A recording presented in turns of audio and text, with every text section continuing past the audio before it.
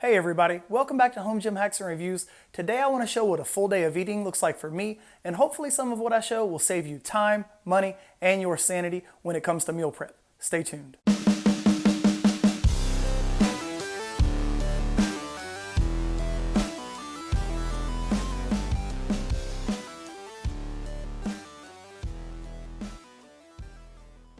I don't have a lot of pictures showing my progress over the years, but this one was taken in 2004. I was roughly 150 pounds here, and I had been lifting for about 2 years. I was extremely passionate about lifting, but I didn't really know what I was doing when it came to nutrition.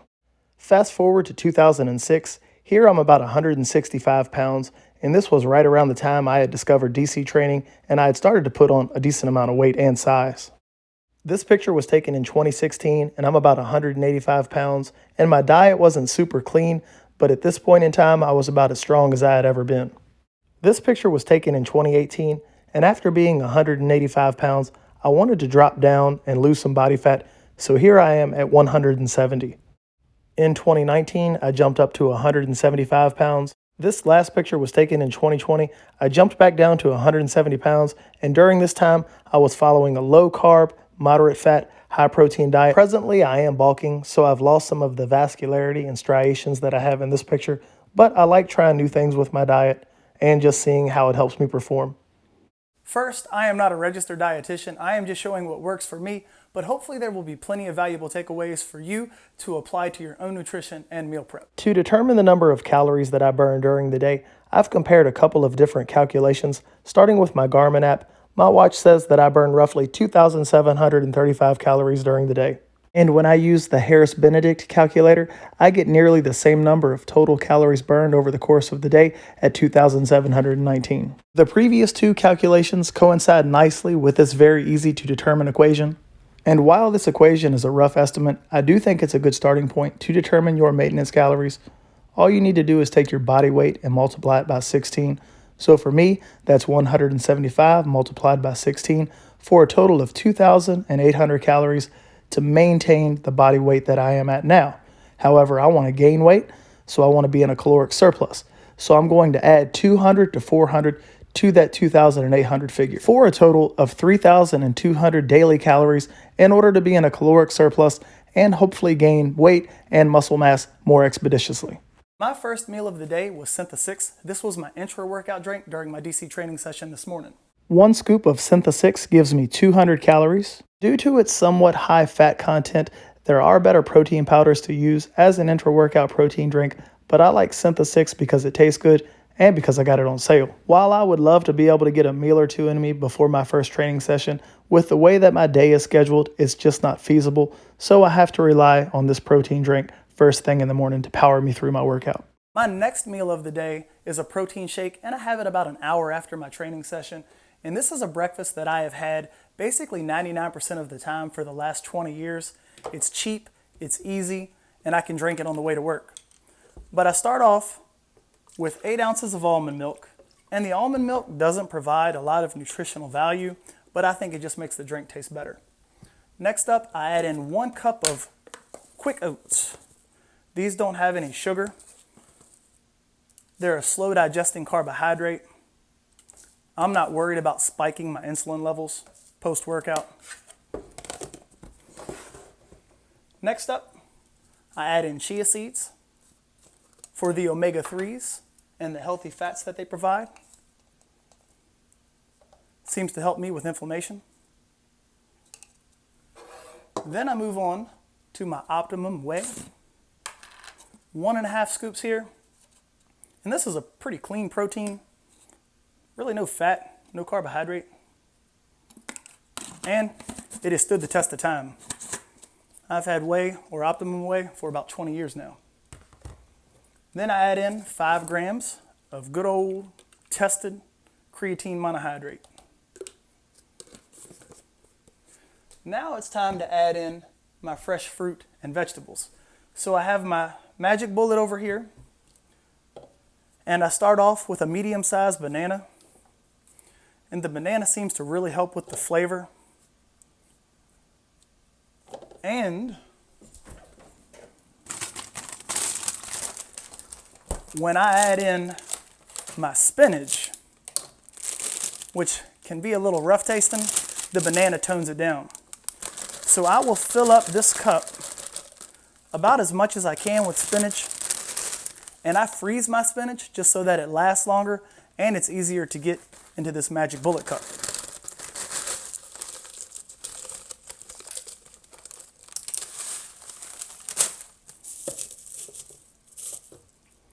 Then I'll top that off with some blueberries, and the blueberries just make it more like a smoothie, and the blueberries are frozen again so they stay fresher longer. And then I'll fill this up with water.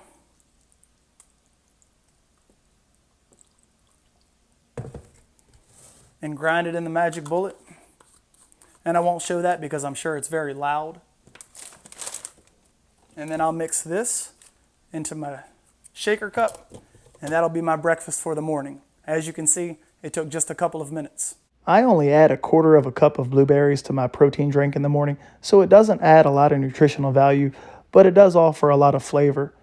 And for my spinach, it's really high in vitamin K, and I like to be able to include at least one vegetable or fruit at every meal. And then my creatine, I just stick to regular old creatine monohydrate. I've tried plenty of the others. Next up, I'll alternate between flax seeds and chia seeds just because they offer healthy omega-3s, and I don't really like fish, so this is my highest source of omega-3s and healthy fats. Next up, good old On Protein. I've used this supplement for well over 20 years. It has definitely withstood the test of time. It's low in carbohydrate, it's low in fat, and it tastes pretty good. Comes in plenty of different flavors. As for oats, I used to grind these up into a powder and then add them to this shake. Now I just take them straight out of the container, and it saves me a lot of time, and I don't notice the difference. And then lastly, almond milk. It doesn't offer a lot of nutritional value, but I think it does make the drink taste better. This is my highest caloric meal of the day, which makes sense because it's immediately post-workout at 773 calories. This is also my highest carbohydrate meal of the day. Aside from this meal, I typically stick to moderate fat, high protein for health reasons that are my own. Next, I'm going to make my lunch and dinner at the same time. This is a low carbohydrate, high protein, high fat meal for me. And I start off with this prepackaged lettuce, and it comes pre-washed, so that's something that I don't have to do. And it's 2.5 servings per bag, but I make it into 2 servings, and I put half of the bag in one bowl, the other half of the bag in the other bowl. If you want, you can add cheese to it, depending on your nutritional goals. Also, I'll add some salad dressing. This is the olive oil and vinegar, and it has few ingredients, and for all of my meals, I try to have as few ingredients as possible. And then I'll add in this chicken, 1 pack to each bowl, and you can get this at the deli in most grocery stores. It's 330 calories per pack, 62 grams of protein, 7 grams of fat, and 0 carbohydrate. And I have a hard time with chicken. It doesn't reheat well, and I'm not a big fan of cooking chicken just because it never seems to turn out perfectly. But these, as long as they're fresh, seem to taste very well, and the texture is good. And I only put this in the microwave for 1 minute and then add it to the salad, and I'm done. So that's a meal that takes about 1 minute to make. Because meals 3 and 6 are exactly the same, they both come in at 553 calories apiece. If I wanted a higher carbohydrate meal and less fat, I would just drop the salad, I would keep the chicken, and I would add in rice. As you can see from this graph, this is a really low carbohydrate meal, but considerably high in fat and protein. My mid-afternoon snack is another high protein, high fat meal. I have these Super Seeds pumpkin seeds, which actually taste really good. Normally I don't like pumpkin seeds. And then 1 scoop of Synth-6. And this is a different flavor of Synth-6 than I used in the morning for my intra-workout drink, just to mix things up. My afternoon snack comes in at 500 total calories. Aside from the carbohydrate that's in the Synth-6, this is a low-carb meal, high-fat, moderate protein. If I wanted to drop the carb count some, I could just switch to On Whey. My meal when I get home from work is a high-protein, high-carbohydrate meal.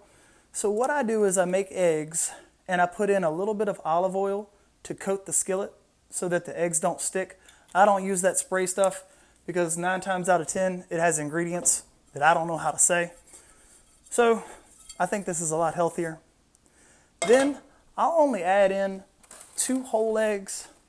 I'm not going to get into a debate about healthy cholesterol or bad cholesterol, but eggs do have a lot of vitamins and minerals. They help me increase my caloric intake. And then with my whites, I'll add in 2 cups. Now this is actually going to be 2 meals. So out of 2 whole eggs and 2 cups of egg whites, I'll have 1 meal for today, and then I'll have 1 meal for tomorrow that I obviously won't need to prepare, so that's always nice. This meal, like all of my other ones, only takes a couple of minutes to make, so I put the eggs in there and I scramble them up. Then I'll take my measuring cup and add in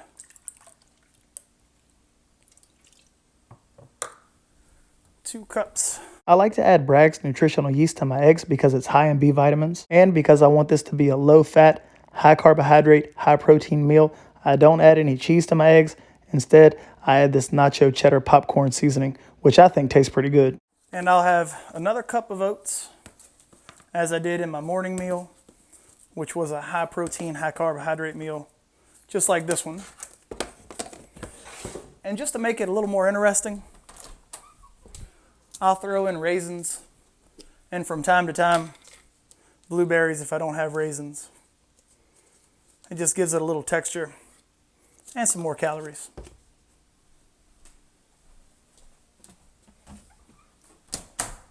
I'll add a little water to this and throw it in the microwave for 1 minute and 30 seconds.